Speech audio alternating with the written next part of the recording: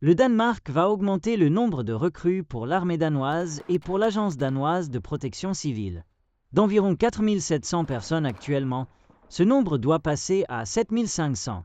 Par conséquent, le ministre danois de la Défense, Troel Lund Poulsen, a déclaré qu'à partir de l'année 2026, les femmes devront également effectuer le service militaire obligatoire dans les mêmes conditions que les hommes. Il a dit que si un nombre suffisant de volontaires ne se présente pas pour le service militaire obligatoire, les femmes pourraient être recrutées même de manière obligatoire. Selon cette décision, les femmes qui atteignent 18 ans après le 1er juillet de cette année peuvent être recrutées pour le service militaire durant l'année 2026. L'égalité est une bonne chose et augmente la possibilité de construire la force de combat dans la défense danoise, a déclaré le ministre. Au Danemark, le service militaire obligatoire s'applique jusqu'à présent uniquement aux hommes âgés de 18 ans et plus.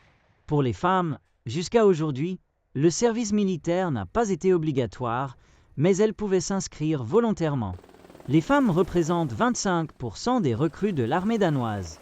Même après les changements, le principe selon lequel toutes les personnes âgées de 18 ans et plus ne seront pas recrutées obligatoirement pour le service militaire obligatoire continuera à s'appliquer. Et étant donné qu'il y a suffisamment de volontaires, tous les jeunes hommes et femmes ne seront pas appelés pour le service militaire obligatoire, mais leur sélection se fera par tirage au sort. L'année dernière, il a été décidé qu'à partir d'août 2026, le service militaire obligatoire au Danemark sera prolongé de 4 à 11 mois. Avec cette décision, le Danemark devient le deuxième pays de l'UE où le recrutement des femmes pour le service militaire obligatoire existe. Une telle loi est en vigueur en Suède depuis 2017.